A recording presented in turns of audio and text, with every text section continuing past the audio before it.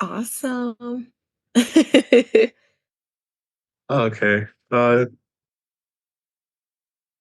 Hmm, I had a whole mess up. Let me start this over. No, you're fine. You're fine. Okay. Welcome to What Are You Even Talking About? A show where we talk a little bit about everything, mostly personal well being and mental health. Today's guest, she is a licensed professional therapist in training, entrepreneur, and empowering mother who resides in Milwaukee, Wisconsin. We recently graduated in May 2022 from Alverno College with her master's degree in community psychology with an emphasis on mental health. Her goal is to take the knowledge and skills she learned into her nonprofit organization, A Key to the Streets Foundation Incorporated, which assists men of color who suffer from recidivism between the ages of 18 and 26. She is currently working on her doctorate degree in counseling psychology. She has the passion and the drive to serve the community and advocate the importance of mental well-being. Thank you for being on the show, Shaquan Jefferson. No problem. Thank you for having me. I feel like it's very important to discuss mental health, especially for people of color, because we deal with it on a larger scale for the most part, and we're taught like not to deal with our mental health. A lot of us are really, a lot of us are taught, don't go check on your mental health because that means you're crazy, and that's all that means. And that's not a way to look at it. We have the ability to change that stigma nowadays, and we need to, show that how important mental health actually is. So we like to start the show with asking a question that the last guest picked for the current guest without knowing who the current guest is going to be. Okay. So your question is, if you had to get rid of one of these two things, which would it be? Books or music, and why? I am a strong believer that knowledge is power. That's a good one though, because I love music, because music is a part of therapy. But Yeah, books is the history, books is where everything is written and where the knowledge is spread. And we need that, like you said, especially in the African American community. So I guess I'll say bye-bye to music. well, I don't know if I could have said by the music. I feel we express ourselves in so many ways through music. And it's a Uh, reminder of things like, music can make you remember something 20 years ago that you never thought you'd remember just because you heard that song. So that's a hard one for me. And I love books too. Like I love books, and I don't know if I can get if I can do that though. That was Uh, hard because I was like, books is what keeps the history. I don't know, like, I don't know, but then I'm like you said, like, music is expression because we could tell stories through music. It's a part of, like, therapy. It's a part of people are teaching us stuff. When you actually listen to some songs, you're like, "I didn't know what that word mean." It's a lot about, like, vocabulary, poetry. It is a way of still learning, but I was like, "I guess I'll say books." Thinking I historically. agree. Yeah, like that we need it because we need to remember our history. That's for sure. That is Definitely. definitely for sure. We always need to remember our history. So, tell us a little bit more about yourself and your journey and how you got to where you are. Awesome. Well, you guys, my name is Shaquan Jefferson. I'm a licensed therapist in Milwaukee, Wisconsin, of color. I'm at two therapy agencies, but what really got me into therapy, I actually wanted to be a speech pathologist first. So, kind of working with people with like stuttering issues or people who may have accidents that need to kind of relearn how to speak. But I knew I wanted to help people, but I went to the realm of, for my undergrad degree, because I'm a doctoral student now, I kinda went in the realm of like, "Okay, Imma do social work and kinda see where that gets me." And I'm like, "No, I just want more." So I went to a smaller private institution, and I was just like, "Therapy, it is." Like, the program, they talked to me, they kinda just took me under their wing, and it came natural, and so I was like, "You know what? This is something that I wanna do." And I kinda pursued it. I'm also working towards my uprising business called A Key to the Streets Foundation, where I take that therapeutic approach, what I'm using in the skills that I use in therapy to help people who suffer from going in and out of the prison system. So I'm super excited to start this pilot of this project of like working with these men and getting partnerships, no matter where it's at, like just kind of speaking on the importance of men and their mental health. So kind of my journey. I'm excited. I'm nervous at the same time, but I'm just ready to go where kind of where life takes me. That's wonderful. And, we need more advocates for men and their mental health and not going to jail, especially men of color, because I know myself, I've been in jail before, and it's hard to get out of that system once you're in it. Like, it's very Mhm. hard to get out of the system once you're in it for anything. Like, it's even Mhm. for like a ticket, for driving. Like, as soon as they get you in there, it's like they want to keep you in there. Yeah, And absolutely. and yeah, and like it's so hard to get away from that. I know I'm still dealing with stuff trying to get out of it Mhm. myself. And it's just been tough. And especially when you can't, if you don't know if they're doing something on to you on purpose, or if this is just a coincidence of, okay, this is just what happens. I understand that, especially, being a man of color. Like it's Mhm. hard to figure that out.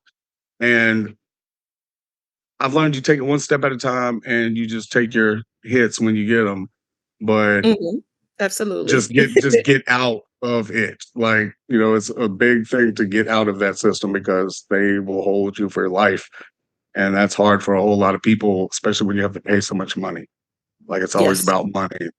And it's not so much about, getting somebody off the streets or, going to jail back and forth. It's about the money. Like, they want to keep making the money, and it's sad that, our government would be like that, but that's the case for a lot of people. Yes. No, I agree, and where I'm at in Milwaukee, it's a very high crime rate. It's a lot of, like, slander just on men of color because just because you make a mistake, that doesn't define who you are. That's just a part of your life. It's not all of you. And that's something that I say to all of my clients, whether you're male or female. But it's a very prominent focus here because it's like you could find a resource easily for me if I needed something. I could probably find it like that versus like men, they have to kind of, it's like you got to know a person to know a person, or you kind of just got to be stuck with a job you don't want, kind of getting low pay, not getting all of the information you need to get these positions or just to even like exercise people's skills. So it's like people can have skills and a lot of people won't know because they're stuck in these like uncomfortable situations where they feel that they don't have an outlet. And so I definitely want to be that person here. I'm not the only program here, but actually what makes me special is I have a brother that committed a crime when I was smaller. He's older and he's in jail for 35 years to life. And this is a person that I know that I personally, talk to. I'm like, is it something with his psyche? Maybe he has some mental health. And we actually had a one-on-one conversation of what took place. And I'm like, no, it was just a young guy who was impoverished, who had parents that were on drugs and alcohol, who just needed an outlet, who was at the wrong place at the wrong time. And so that's what kind of also, I'll say, like the second piece that drove me into the mental health and kind of focusing my dissertation. I will want to, once I get there in about a year. Focusing in on men and how the correlation of poverty and lack of education and lack of resources, how that correlates to going in and out of the prison system and why some of these people are in prison. Like, I even have a friend right now, he's in prison because he's actually homeless. He could have been released, but they pushed back his release date because he doesn't have anywhere to go. And I just find that very, like, baffling, you know? Yeah, And me being a therapist, I'm like, I'm sending him resources, but it's only so much you could do behind bars, but it's like, wow, it's not enough program. It's just not enough. yeah, I totally agree. Totally Mhm, agree. It's and it gives us a stigma towards getting help because mhm. you just get knocked down so many times that you just give up and you don't trust anybody. And it's just more things to put on a person who's already gone through something major and life changing. So it's Absolutely. like, you know, it's hard to get the services you need just because it's so hard to find out anything about them. Mhm. Like, you can be looking for days and not find something and then know somebody who knows something and can get it for you so much easier. And it's like, why can't it be that easy for me to get? Like, why isn't it pushed more? And why isn't it general knowledge for everybody? And if it was general knowledge for everybody, we'd be able to tell because everybody would be able to get that information. But it's like only certain people can get certain information that would help them. I know I'm dealing with a situation trying to get my license back now. And I went to the DA to serve them papers. And they were like, that's the wrong papers. And I was like, but it's not, though. I got this off of the judicial website for Mhm. North Carolina. And they were like, no, that's not all the paper. So I was like, I know this is all of the paperwork I need because I got it off the website from the actual court system. And they refused to accept it. And I'm Oh, just like, wow. yeah. And I'm like, so I sent an email to the website, telling them they said this is the wrong form. And it's just taking days and days and days to deal with it. And it's like, I know this, if this was a lawyer, you know, uh, he would be able to get this information far easier. This would happen so much easier. And it's like they make it harder to deal Absolutely. with stuff like that. And it's like I've never had really a record. I had one DUI in my life, and that was it. And everything Mhm. from that stemmed from that.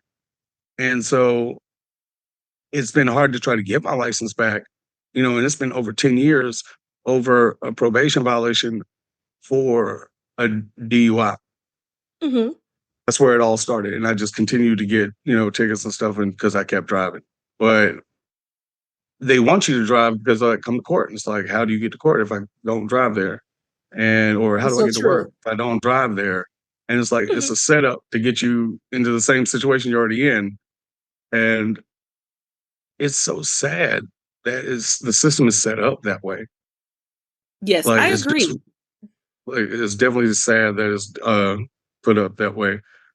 How do you think we can get rid of some of the stigma towards mental health and just I don't know. I feel like we're just stuck in a place where we don't look at mental health as important as it should be. Mhm. No, that's so true. A lot of people, it's like, it's been from years and years ago, like you were taught another part of it too. Um, that what I've heard from like experience of like talking with my clients and what they've experienced, I'll say from them about like so spirituality. So that's another part. You just go pray to God, you'll be all right. You know what I mean? Instead of we Yeah, we know that our spiritual force is probably a help for some of us who are spiritual. However, it's like I'm still a person and I'm still here on this earth and it's like how do I articulate that I'm depressed? How do I say I mean, yes, I can pray and with higher power with people, if you're a believer, you know that well, I know I am. So I can only speak for me. I know that through God everything is possible, but it's just like how can I really still articulate that in a person form? Someone who's educated, how do I do that? So a lot of it is like kind of breaking these stigmas. So a thing I did, and I'll say one example for me, I actually went to a church in my church community with my cousin, and it was kind of the theme was like it was for women, but it was called like the Fearless Conference that I just did March 9th, and I was able to talk about the correlation of spirituality and mental health, and that is one of the questions that came up, like, how do you talk about that? And I was like, you find a person that aligns with you, because a lot of that too, I've heard a lot of people say like having therapists, they kind of felt uncomfortable because they felt like the person didn't align. So it's kind of like you're doing an interview. So when talking to a therapist, I always tell my clients, like, if you're talking to someone, ask them what do they do to help themselves feel better? Because they can't help you unless they help themselves. And then yeah, more like community awareness. So like on all my social media pages, I talk a lot about men. I post everything I'm doing, not just to get kudo points or to brag. It's genuine to talk about the things that's going on. And I tell my brother, I'm gonna tell your story to the day you get released because one crime cost you 35 years and everybody deserves a second chance. And so we're crossing fingers as this law goes through. He might be able to see the light of day sooner than what we think. uh, And especially no trouble, anything. So it's kind of just like talking about it more conferences, more free events, doing more stuff. Like I was even getting in my creative realm, like, okay, I do life coaching. So that's like, it's a little bit different from therapy. Life coaching is where you don't get diagnosed. It's more, how do you say that? It's not formal, it's more a little more informal, like you're talking to somebody more advice seeking and working through whatever that problem is, versus kind of like therapy is like more continuum. You have the diagnoses, we have certain guidelines we're going through. So it's more formal with therapy. And so another way I do it is life coach. I've been a promoting a lot of like my friends that are good at kind of the skills I have, but they're like, I don't want to be a therapist. I was like, do life coaching on the side. Yep. Because if you don't have insurance, therapy is like, I think here, just for an individual person, that can run between $100 and $200 just for our session, depending on the Yeah. credentials that that therapist may or may not have. Um, so that's a way of thinking of it. I think just kind of like getting it out there, putting it out there, talking about it, especially. And I love that what makes me stand out, and I can just speak for me, is that I talk about the men. Let's get in, and primarily men of color, men in general, because a lot of men, whatever culture, you're still going through and fighting other battles. But just speaking of my race and ethnicity, excuse me, I'm focusing on men. I'm putting statistics about men. June is Mental Health Month, and I got so much in store that I want to do here. I definitely want to do something big here and to celebrate the men and show them that you guys are appreciated and mental health matters. Not just It going to does. work, being a provider, being a protector, and then you have to bottle all of these emotions. Then that's why a lot of crime is like very, especially here. I don't know if you could say from where you are, very increased. Like they slander men. They're quick to. You don't really hear the good things about all of these men, like I know I'm a part of a sorority and they don't talk about like how the fraternities and the things that they're doing in the community, but you're quick to talk about the person that got shot up north. Like, and that's important too. But it's like there are still men that are doing good things and that are leaders and are in good fields, but it's really hard to see unless you're in those communities. And I was blessed to say that I was able to, as a young girl, I was able to be around people who were like really doing things, even if they weren't in a therapy field, they were even in church helping or food pantry. So I was able to see the opposing side versus the negative. So I'm just thinking, just getting it out there. Like it needs to be nationwide, no matter where you are. I'm in Wisconsin, but I think everywhere is still that issue is still prevalent. I'm in North Carolina, and it's crime is hard out here, even in the South in the country. Like Hmm. people just do random stuff, and it's like it's just insane how some of the stuff they do. And I feel like you do. Like I feel like it needs to be talked about more. Like because I'm a life coach as well, and Awesome. I like Yay. yeah. So I feel like it has to be told more because people, one, just don't know, Hmm. or they have the wrong information. And they can only see what they see like through the media and stuff. And the media wants to talk more about fear-based things instead of solution-based things. And for a lot of men, they have to bottle everything up because we're told to our whole lives. Men don't cry, men don't do this, men don't do that, men don't do that. Like, and it's just Hmm. so much of putting you in a bottle and not having any way to express yourself. And we shouldn't be teaching men that. We shouldn't be teaching little boys that because they have emotions too. Like they need to be able to feel their emotions so it doesn't come out in Yes. criminal ways. Like, a lot of that's bottled up tension from childhood and it comes out in a criminal activity.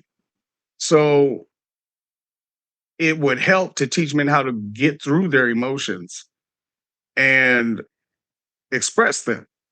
Because I know of me, Absolutely. as a kid, I cried a lot. I cried a lot. But, my family just let me. They were like, just cry. Go ahead. Boys don't really cry, but go ahead and cry. And I would. Like, I was always big in psychology. Like, so I was always about the mind, finding out why people do the things they do. Because I was raised in a house that was violent and there was, drugs and crimes. And it made life tough to be positive about later on.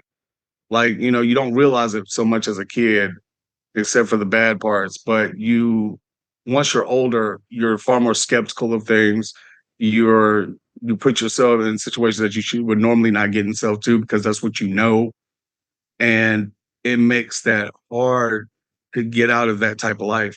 Luckily, the friends and stuff I had in school were the opposite of that. Like they made sure I had fun. They made sure I smiled. Some they made like they took care of me in that way.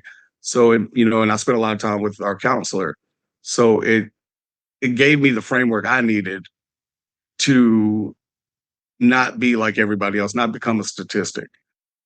And I feel like that's a big thing too. I feel like mental health for men, especially men of color, has to be talked about more. Like they definitely have to Yes. talk about it more because most of them don't know. Like, a lot of them just don't know, and we can tell 'em, and we can show that, men are supposed to have emotions. Men are supposed to have feelings that they deal with. I mean, they go through the same things as everybody else, so why not? Yep.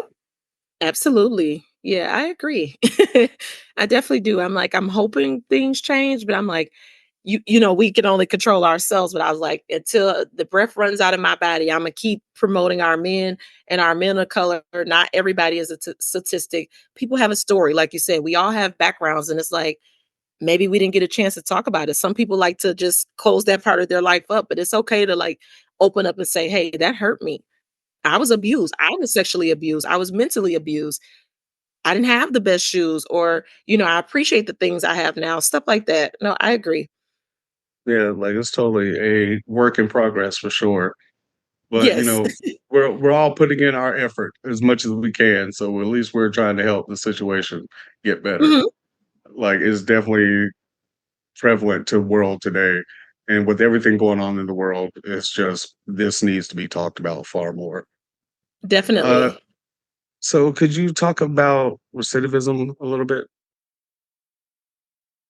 Okay, so some people, recidivism is I know here, I can't speak for it, like I said, I know in Milwaukee, they don't have, like, a lot of up-to-date statistics, so it's typically when a person is, like, just institutionalized, and so another way of saying that is, like, when you're going in and out of the prison system for, like, petty crimes, so it's like you did a robbery in 2019, you're back by the end of 2019, and you're constantly instead of, like, addressing the issue, you're kinda getting institutionalized by being a part of the community of incarcerated individuals. I know here, like, the numbers are, like, very I know when I do my dissertation, it's gonna be very heavy because, like I said, our numbers is not up to date because there's so much going on every day here in, Milwaukee, specifically is the county that I'm in. Um, but that's typically what it is. It's just kinda like where a person is just in and out for petty crimes, theft, or I did 5 years, I did okay for 2 years, but now I'm back for something else. Now I have these 3 DUIs. Now I can't drive, or it's just stuff that's kinda leading up to you not getting access to the things you need or just stuck being in that system, or I'm on probation, now I'm off of probation, but now I'm back in jail because I was around a gun. So that's an example of kinda like, recidivism. See, you say that, and I know I have family members that deal with that a lot, like Mhm. multiple family members who It's have to deal with common. that a It's lot. more It's common than ve what you think.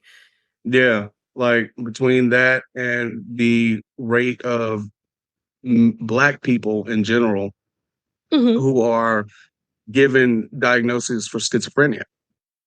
Like, we receive higher diagnoses for that, which can also relate to crime, like, because they put those 2 together for some reason, and they shouldn't, but, a lot of people who are committing these crimes have deep trauma and, just can't get out of their situations. So we have to look at, why they're committing these crimes, what do we do about it, and how can we help them not go back to jail instead of just institutionalizing it? Because it really doesn't help when they get out because they feel like there's like jobs they can't get. There's so many jobs they can't get just because they're a felon. And, they would do the work if they could, but it's hard. I know I had a family member who has been having trouble keeping a job because of it. And there's no real things to help him out here, not North Carolina at least. Like, there's not a lot of programs to help with that. There's a few, but not many, and the ones that there are understaffed really bad. I get it. And that's kinda here. They're doing a lot of pilots here. So we do have a few. We have like a reentry council. So we're able to like share information. Or they had, I know like a couple weeks ago they were doing license recovery. So it's some here, but it's just getting, like you said, getting to that. Like, what if I have to stay with this family member because this is where my probation at, but I can't get across town because I stay in West Allis, which is maybe that's 30, 40 minutes away from Milwaukee. So it's difficult, and you made me think. I remember I was visiting my brother about a couple months ago, and it was an officer that said, "You know what they do with people with mental health? They keep them in there and just keep them in a section, and they're not addressing the issue in prison. They're treating them like they're equals, and they're not equal to understanding the process or why they're being punished." So it's like, okay. Maybe a person, like you said, that's schizophrenic, they stole from the store. Why is that? Why is this wrong? They don't know. So how could they address the issue of kind of moving to more positive choices or addressing their mental health or staying on their medication when they don't know really what they did wrong? And it's Yeah, kind of scary. And a lot of like us life coaches, social workers, and therapists that work in the prison system, like even I remember the officer told me his wife worked there and she was so burnt out, she ended up taking her work elsewhere doing a nonprofit, which probably was easier, but she enjoyed working with the prisoners. But like you said, understaffed, not getting paid enough. That's a big issue, especially like here, not getting. I tell people, I always tell my clients, I said, what I do is just out of love. 'Cause I know that my God that I serve is gonna bless me. Because 'cause I'm spiritual, so I was like, "Imma get blessed regardless." But a lot of people, they do a lot of things for money too. There's like, "Well, I heard you make this much after you become a therapist and, ooh, this, and this," yeah, but they don't wanna put in the work to do it. Or they're not fully ready how they were or taking those internships and looking into places and asking questions when they get hired at these places, like, "What does burnout look like? What does that feel like?" And then they go into a whole 'nother career sector because we need therapists, like, it's not that many. I remember I took my test to be a therapist, and I was probably the only maybe I think it was one other African American that was in the room, and yeah, that stood out to me a lot because I'm like, "Are they afraid? Are they intimidated of putting in the work and doing the test?" Because we have to do a lot of studying and a lot of hours. We have to do a lot it's a lot of guidelines, with that whatever state that you it's a lot with that. Um, it's like, is they scared? Is it like, do they feel like they can't help people because they have problems or trauma that's not addressed? I don't know, and it's so many questions that I have. That's why I love when I, like, talk to people like you and people in my community, like, "What got you in the field? What are you doing to, like, better yourself?" Like, I even ask that question, "What are you doing?" Like, I tell people I even have a therapist because how can I help you if I'm not helping me?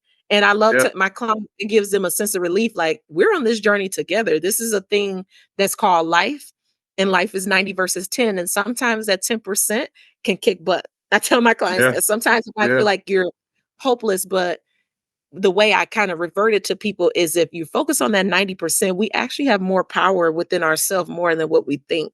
And yeah, kind of focusing in and like really meditating on that and not letting that 10% take over this 90 of what we have. yeah. I was just Yeah. talking to someone. I was talking to one of my speaker coaches yesterday, Mhm. and she made a really interesting point. And I'd come up with this idea too a few weeks ago, and before I even talked to her, so it was the synchronicity was just amazing.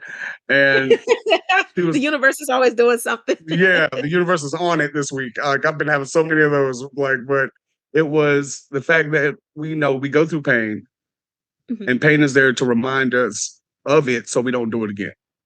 Yep. Absolutely. But but we don't have to suffer Mhm. with that pain. Like we can go through pain, but we don't have to keep suffering because of that pain. So we have to I break agree. this, the cycle of suffering for it and just remembering the pain. Just remember, like, okay, I got through it, and now I can move on, and not just stay in that whatever made you, feel that suffering. And I just thought it was an amazing process because you really don't have to go through that suffering. And it's the same thing with, people who keep going back to jail and, going back, going back, going back. They don't have to do that. Like they made the mistake and they know it's not right to go back. So let's break the suffering they're feeling. And I feel like because that's a lot of it. Like, Yes. people commit crimes because they're suffering. And if we can stop their suffering, I believe the crime rate would go down. Like, I definitely believe that that's a part of it. Like, if their needs were being met, less crimes would be done. Absolutely. Absolutely. More opportunity. Absolutely. I can't express that enough. I can't express that enough. If it's more opportunity just to show, even if they just try, because that's all we can do. Sometimes we're still going to make mistakes. I tell people nobody's perfect. And if you met somebody that is, let me know. For real. Real. But it's so true. It's I don't know.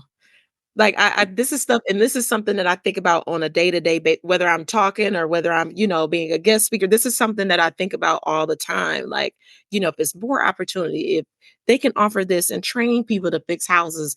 Men are very handy, like, we can't lift stuff, I Yeah, need help taking groceries in the house, doing these services, teaching them soft skills and how to even speak, properly and being able to do stuff like this. Because I hear a lot of people, especially, just with my client based, excuse me, a lot of entrepreneurs. I want to do makeup. I want to do hair. And it starts with those soft skills and being able to talk to people. Like I remember telling a client, like, hey, you want to cut hair?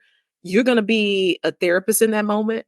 You're gonna be a person that's taking care of a person. You're kind of doing that skin health. So you got to learn a little bit about health and acne and how to help people do these things. So you're more than just what you think you are. You might be a teacher in that moment. Hey, can you show me how to use my phone while you're cutting my, you know what I mean? So it's like yeah, totally. learning those soft basic skills to be able to move to the next level where you wanna be, that's very important too. And it's not taught, Right. like, even in school, like, one of my kids is like, "They don't even teach cursive anymore." I'm like, "What? I was the last person Yeah. standing, I'm still young too." I'm like, "We have to do that." They don't do it anymore. They used to teach us how to do checks and stuff like that. They don't do that anymore either. Like Nope, nope. it's they're taking out a lot of stuff that we used to have to do when we were in school, and it's like it's not helping. It's not for the better at It's all. making it worse. It's like Yeah, YouTube is teaching stuff, and it's like it could be for a person that's a visual, that's fine. For a person that's like, "Hey, I already know how to do hair. Let me just watch a video how to make it look a little bit dude. better." But it's like you said, for other stuff and being able to write letters and like you said, doing checks. I remember some schools had I know some still have them here, like swim, but a lot of them don't. Like, I don't even know how to I got out of it. But I was like, those are skills and stuff that you need. Because what if a person wants to be a lifeguard? It starts there, but it's like when you're in these neighborhoods and the schools may not be like considered to be the best, it's like Yeah, you got the bare minimum. Like even I know I have a little one and my daughter was like, I have to pack her lunches because she's like, I don't like the food. And it's like if you don't get the proper nutrition, that's the first thing, that's a basic need. That's math, one of Maslow's hierarchy of need, food, clothing, shelter. And it's like if you yeah. don't have that stuff, you're not going to be able to behave properly or be able to focus, especially if you're a person that suffer, and what I've heard in the African American community, we have a lot of undefined mental health. So ADHD, a lot of Down syndrome that's like not taken care of or their needs being met or coming from those impoverished Autism. neighborhoods. Yeah. And so they're not able to fully focus because the school is like, hey, I can't give your kid medicine. We don't have time for that. Or you're got to give it to him before, but he may act up at the end of the day. And it's like, they're not able to fully focus. It's not that school is and interesting is that they don't have what they need, and it starts literally there because it's like, if you're not at work most of the time, we're at school, so that's the other big chunk of the day, and so it's Yeah, like not being able to have your needs met in those areas, even if it's getting done at home, it's not getting done at school, it's like, it's a that's where I'm learning my 50-50. life. Like Yeah. that's where I'm at all day. Like it really is a problem, especially with the school system, and needs being met are is a problem. Yeah. So, just basic needs being met anywhere every day are going unmet. And it makes people resentful. It makes people angry. And, these are Yes. causes for criminal behavior. Like, and people just don't see it like that. They're like, they're just a criminal. Put them in jail, keep them locked up. And it's like, yeah, but why though? So it's probably because their needs aren't being met. Yep. And it's like, not having a house to live in, not having power or knowing if you're going to have power for the month, having enough Mhm. food for the month. And these are all things a lot of people nowadays are going through. And, Yes. you know, and our crime rate's high. That, I mean, they just go together. Like you can just see it. And if we worked on it more to get, the needs met of everybody, I think it would be so much easier to deal. Like stuff wouldn't be Yes. so bad. And it's hard that our government doesn't make it easier for people to get their needs met. Like, prices on everything are going up every day. And it's like, Yes. okay, we have to pay this much for this, but we are barely making enough money to pay our rent. And that's a lot of people, a lot of people of color have that problem. Like I know growing up, we didn't have everything, but we had most things. But there were still problems we had. And I know how upset I was because I couldn't get those things, or because my grandma had to work so hard, raising us that, she couldn't get us certain things, but other kids had that. Like it creates this, division on a big level that people don't realize. And it molds us into people who do things the way we have to get them done. And I feel like that's one of the biggest, parts of criminal behavior is the fact that, when we realize the only way we can get something is one way and one way only, like that's what we do. And it pushes people so far from where they could be. Like if they, like you were saying, like learning soft skills. And, that was one of the things I learned as a kid very quickly because I liked learning stuff. Like I just like as learning as much as I could. I wanted to Yes. learn it. So I looked into a lot of different things and it helped me, focus my life to where I wanted to go. And I feel like a lot of people don't have that. And I wish, we could get more people to have that because it's needed. It's definitely needed. Uh so tell us about your nonprofit. So I am an uprising nonprofit here in Milwaukee. I'll be working with prominent zip codes. So for here, it's 53204, 53206, 532, 53209, and 53210. Those are just like a few places. So what I did was pick the areas where the issues need to be addressed. I'll be working with African American men between the ages of 18 to 26. And I picked that age group because I remember being in school in my undergrad career, and I had a professor, he had us listen to like a audible interview, and this guy talked about how that he didn't want to work with that age group and that population because they're incompetent and they don't want to learn and they're always going to make mistakes. And it was very triggering. I remember being 18 and 19 and about to walk out of class. Like, and from there on, I already knew I wanted to do it, but I was having, you have the imposter syndrome. I'm like, oh, I'll just be in school and just work for some. I didn't know if I wanted to be an entrepreneur quite yet, Yeah. but it was like that day I started trying to find people who make logos. I'm like, who can help me with this website? I could do flyers. I got a little soft skills from, like you said, from learning from school, like with art and computer design. So I'm like, we're Yeah. gonna start there. We're gonna start doing like fundraising. I was like, whatever. I don't know what I'm doing, but I'm gonna figure it out. And so I'm still learning as I go. Like right now, my main focus is like getting partners to get build up to spread that awareness. And what sucks kind of here in what's constant is like people have the resources, but they're afraid to share the knowledge. And it's like, it Yeah. talks about that. Even in the Bible, and I'm very spiritual, it talks about, that knowledge being power, but also why having knowledge and you're not sharing it with other people. So kind of just I'm doing things kind of like freelance as of now.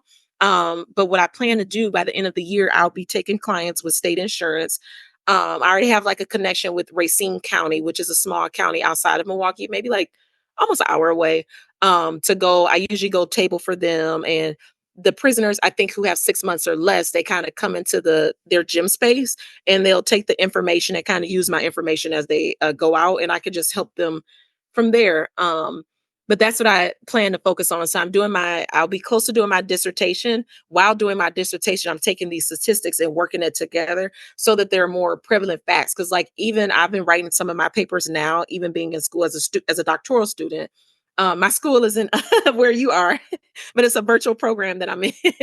And it's like you barely can find the information you need. So my goal is like to spread that stuff, start getting some statistics. So according to this event I had, 50% of the men that walked into this tabling event stated that they've been incarcerated for over a year. So kind of using that and using that as presentation to get that community, get sponsorships and get more community engagement. This program is gonna be great. It's already like now, what did we do? I plan to do something. I'm still working out the kinks for June for Mental Health Month. I want it to be a one-stop shop for men to be able to get all the resources they need with this big program that I want to do that day, like a pilot. Okay. And then thinking about doing some free therapy here in Wisconsin. So even not even Wisconsin, you know what? I want to open my books. It's like a day. So like today is the day I usually do paperwork this day. Um, Mhm.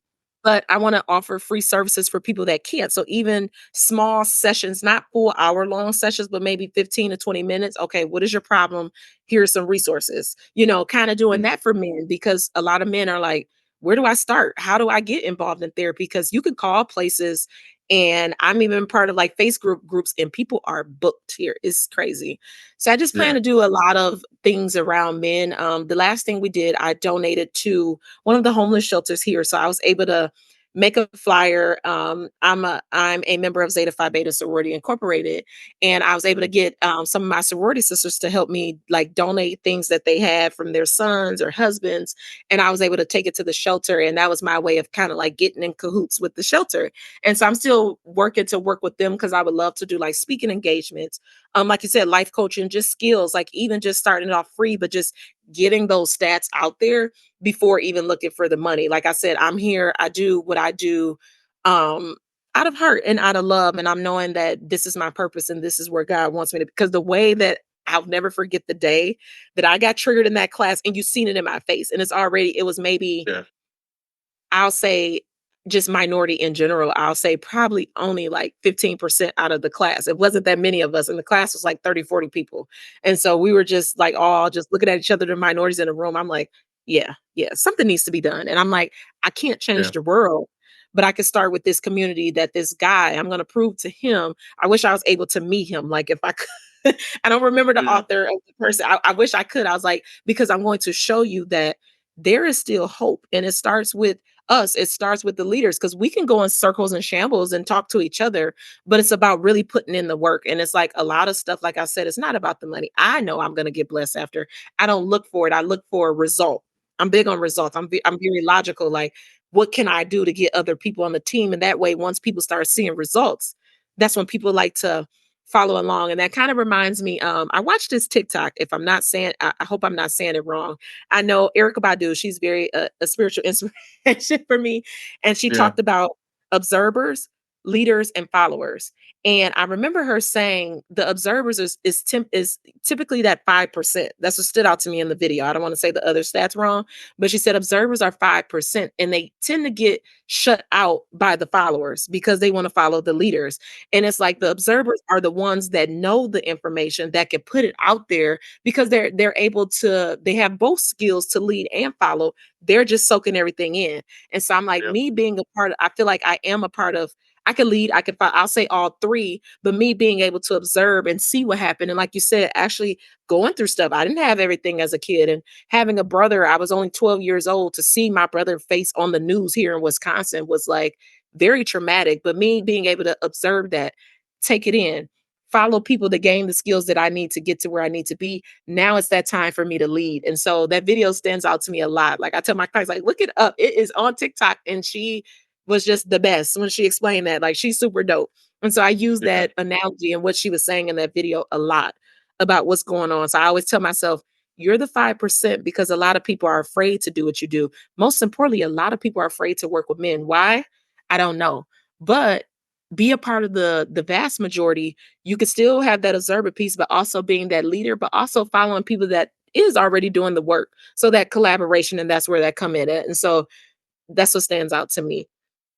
Well, I think we're gonna have to stay connected because I think we can collaborate. I'd love to help push Yeah. your message, I don't like care where to you are. get If your I gotta voice take a heard. trip, yes, if Yeah, I have to like take a trip, I am here for it. Like I love what I do.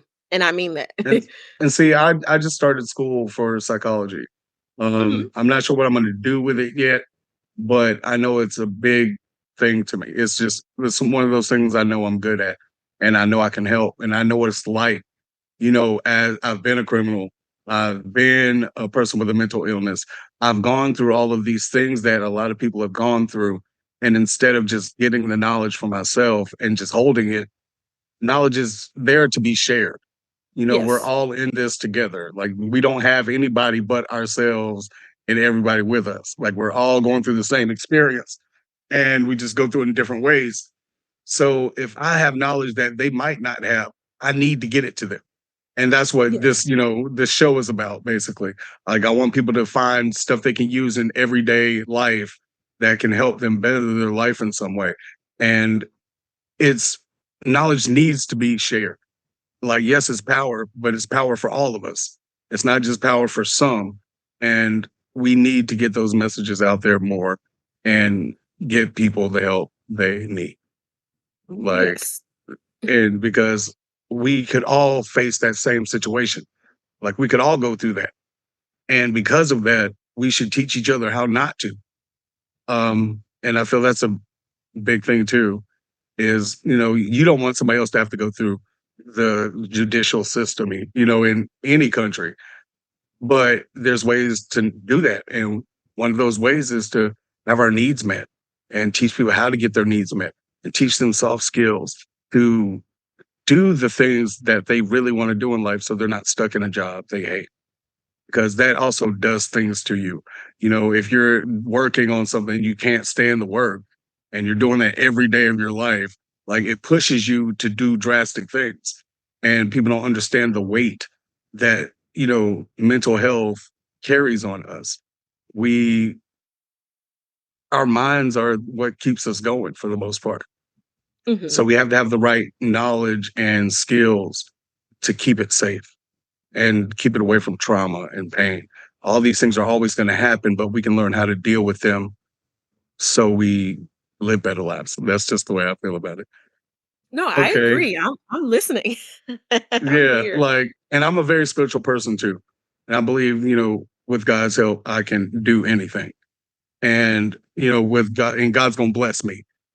But I believe He's going to bless everybody else too once they have the knowledge they need to help themselves.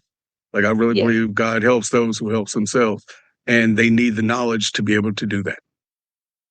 absolutely. Absolutely. That's so true. Okay. Because now that's why I tell people knowledge is power for sure. Yes, I definitely believe that because I've seen it. Like, I mean, we can look at our governments who have more information on stuff than we do, and that's why they're in charge. Sadly. Look, you see, I was like, Mhm. Sadly, that's why they're in power, just because they know more than we do.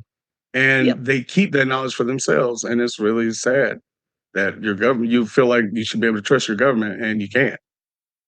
And that's another thing that, deals with your mental health and mental wellness is the fact that where you live plays a factor in how you become, the person you become because of what you might Absolutely. have to go through. And, people of color have to deal with racism. They have to deal with all these other problems that other people don't have to deal with.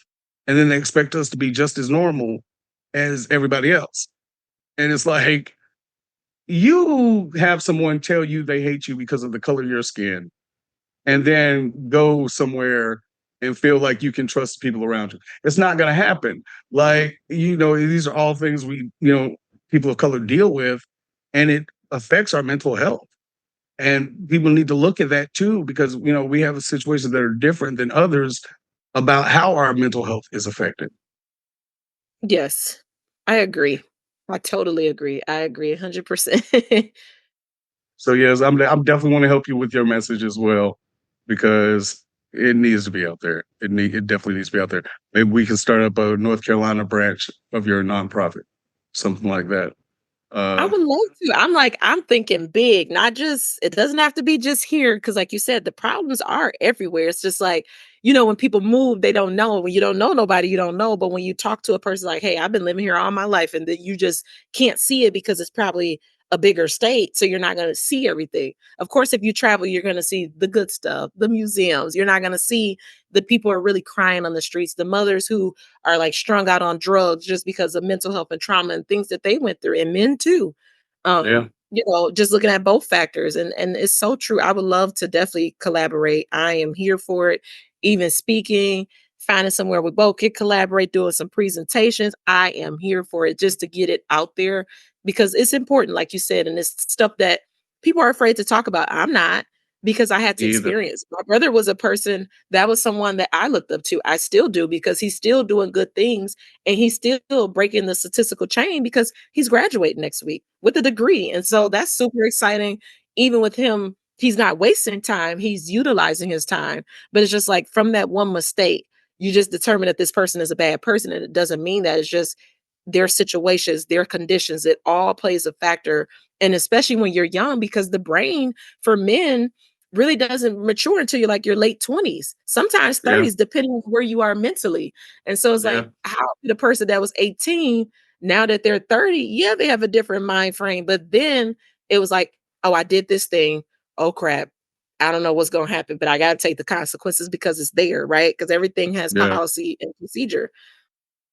So it makes sense. It makes Yeah. a lot of sense. And I talk about this all the time with my brother, just how brave and resilient, like, you can't tell me nothing that God can't do for people that are incarcerated. Not everybody is like that because, like I said, I remember going on the visit. One of the guards even walked up to me and was like, he does not belong here. And it's just like he was put there because that's where society wanted him to be. But it's just like Yeah. maybe he could have did more program. I'm not saying that when you do wrong things, you shouldn't be punished, but it's like after a while, it's like, when do that part stop when you see the change? It's like, do you continuously keep them in there? Same thing with mental health. You see this person drowning in the cell. You see this person losing weight, not eating, crying, pulling their hair out. When does it change? When do they have somebody to help Yeah. them, to coach them with these skills and how to deal with that when they have triggers or dreams or whatever the case may be with their mental health? It gets really And deep. it does. And the way they treat mental health patients and criminals are very much the same. Yep. Like, because, with a mental illness, they can involuntarily commit you. And if they involuntarily commit you, they can hold you forever. Yep. Like, they don't ever have to let you back out. And all you did was be you. And, you were going through something or an intense trauma, and now you're locked away in a hospital and can never get out. And it's Yeah. like, how is that right? How is that okay to do to somebody? Because anyone can say a person is doing something. Because I know in my own case, I had a situation where people called on me getting voluntarily committed, and I hadn't seen them in over 2 weeks. So I was like, how did they say what I did when they weren't there to see it? And they still came and locked me up and put me in the hospital, and with no actual facts of the situation. So it was a yeah, like they treat mental health patients the same as they do criminals, and it's cruel and unusual punishment for Mhm. something that usually they can't help. Or yes, people should be punished for their crimes, but you know like you said, like, when does that end? Like, you can't just be punished for the rest of your life for doing one thing. Like, you people have to forgive, and you have to be able to build your life back up so that doesn't happen again. Like, Absolutely. things happen over and over again because you're put in the same situation once you get out. Like, you get out of jail, you get out of the mental ward, and now you're back in the same situations that stressed you and, made you feel like you had to do something about it. And they just keep putting us back in those situations. And it's like, where's the support? Where's the real support? Because they call that support, and that's not really support. That's getting you out of society's way. Mhm. And, that's a big thing about it is, mostly it's done for the good of everyone, but it's not good for the people who are in there, and they shouldn't be punished or ridiculed or talked down to or any of the stuff that happens while they're locked up. And then they feel like they're just going to go do it again because they know they're going to be back there. Like, we need to fix that Yep, mentality. it's a cycle instead of that, Yeah. plan of action of release. What is the plan of action? Who are the safe people? Who can you call if you feel like you need assistance? Things of that nature. That's so true. Yeah. That Like, is so true. we got to get that stuff out there for people. We got to make it, and we're doing our part right now by just talking about it. And we're building the needs of, they're filling their needs that they need to get through. And we all need that. We all need that support, and that's the support that we need to teach people to give. Because that's one of my I want to do a TED talk, and that's what I want to talk about is support. And because that's the one thing people get wrong, I think, because they have this plan for us. Like, these are the ways that we can support them and make them better. And usually those ways don't help. A lot of those ways just don't help, or they make situations worse. And we need to fix that. Yeah. Uh, so we're running out of time. So how can my listeners get in touch with you if they would like your services? I have Instagram, I have Facebook, and I have Twitter as well. They can look me up on Facebook, and all of my links is there too. For Instagram, you could look up A Key to the Streets or Shay Harmony, or You could look me up on LinkedIn as well as my first and last name. And that way, even through my bio, you can still see the links to all of my other pages. So, like what I do, I usually put out entrepreneur. I do TikToks to put out entrepreneur little tidbits. So I like that too because I know a lot of entrepreneurs. So all of my pages still have a purpose. So even just looking me up on Facebook and that'll open the doors and to get to wherever they need to be, which is my first and last name, Shaquan Jefferson. You can find all my pages. I have a Facebook page for my reentry page, A Key to the Streets, which is connected. And then it shows all of my other links. And I have a website as well. So everything is like there, but it's on my link tree. But just looking me up just on Facebook generally, and I post about my businesses. I post motivation. So all of my pages are community friendly. And so whichever one that they may find, it'll get you to the next page. So I do have, Awesome, awesome, Twitter, Instagram, and Facebook. awesome, awesome. I'll make sure to put the links to all of that in the description of this video.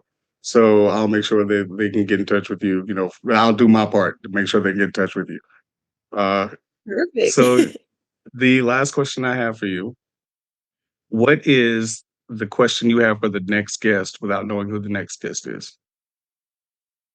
Oh, what brings you life and what gives you life and why? Okay, okay, I'm just that's thinking. good. That just That's came to good. me. It came right away. What gives you life and what brings you life and why? Awesome. Thank you for being on the show. I've had a blast talking to you. Like I've learned a Me lot, too. and I was excited. I'm like, I don't know what I'm doing. I don't know what I'm getting to, but I'm gonna log on. I see the link. I'm logging on. awesome, awesome. I'm glad you did. I'm so glad you did. And we're definitely gonna have to collaborate on some stuff. I feel like we could both do Yes. a lot of help for people. We can give a lot of support for where people aren't getting that. Yes, anytime. I'm available, email, text. If you need something, write up something, advice that you may need. I learned a lot from you. So I'm definitely going to stay in touch for sure. And I am definitely going to share the video on my platform. So whenever you get it like situated, just let me know. And I'm going to keep looking at It'll it. be it'll be within the week. You know, give me Okay. a little time. My birthday is Sunday, so I'm not trying to do nothing on Sunday. Uh, Ah! Aries season in effect. that's right, for real. Like serious areas. It's so crazy. But I like to end every episode with thank you for today, thank you for yesterday, and thank you for tomorrow. Always remember to question your reality, and at every end, there is a beginning. You guys take care and you have a wonderful day or night or whatever you're doing. Thank you, Shaquan, for being on the show. Thank you. You have a good one. And you have a good one too. Bye. Bye. And that wraps up another thought provoking episode of What Are You Even Talking About? We hope you enjoyed this deep dive into the discussion we had today. Before we go, we want to extend a huge thank you to our amazing guest. Your insights and expertise truly enriched our conversation, and we're grateful for your contribution. And of course, a massive thank you to you, our incredible audience. Your engagement, questions, and feedback make this podcast what it is. As we wrap up, let's take a moment to reflect. Thank you for today. Thank you for yesterday. Thank you for tomorrow. Always remember to question your reality, and at every end, there is a beginning. We love the journey we're on with each and every one of you. Keep those questions coming, keep challenging the status quo, and keep exploring the uncharted territories of your mind. We can't wait to dive into another riveting conversation in our next episode. Until then, take care, stay curious, and keep asking, what are you even talking about? Don't forget to subscribe, share, like, and connect with us on social media. We'll catch you in the next one. You guys take care.